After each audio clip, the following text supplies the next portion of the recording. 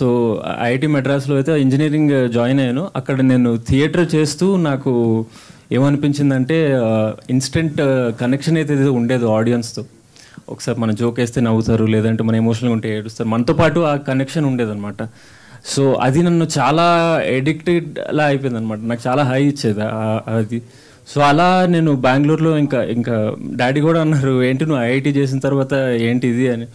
చాలామంది అడుగుతూ ఉంటారు నన్ను, కానీ నాకు ఎందుకో అది యాక్టింగ్ని తక్కువ చేసి మాట్లాడినట్టు అనిపించేది.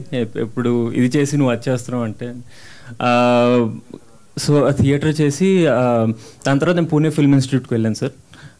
బికాజ్ ఇన్స్పైర్ అయిన యాక్టర్స్ అందరూ చాలామంది ట్రైనింగ్ తీసుకున్నారు, సో నేను కూడా తీసుకోవాలి అనే థాట్ ఉండేది.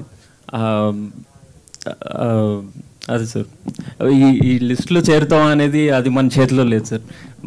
మా చేతిలో ఉన్నది మేము చేసాము and we're very proud of the film, we're very happy with the outcome. అంతే సార్, మన చేతిలో లేని దాని గురించి నేను ఎక్కువ ఆలోచించను. అంతే.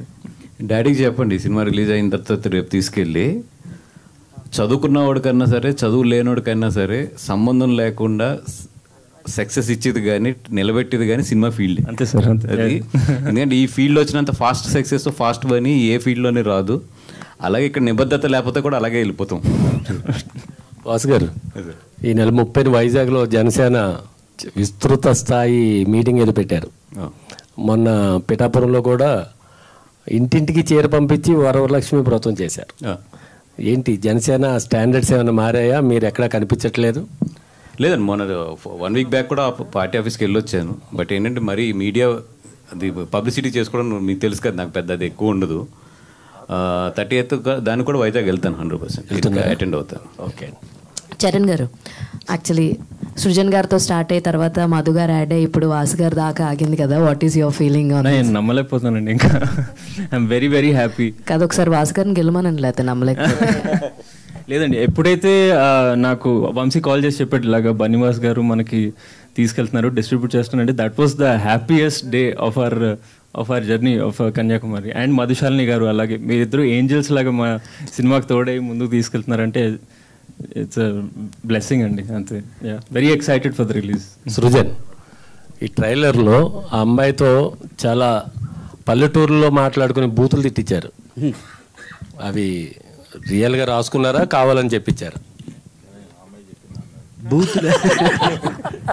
బూతులు ఏం లేవు సార్ అందులో. అంటే అమ్మాయి ఒకసారి ఎక్కడో గొల్లిగా అని తిడుతుంది. అది ఉత్తరాంధ్రలో చాలా కామన్ సార్, అది తిట్టు కాదు యాక్చువల్గా.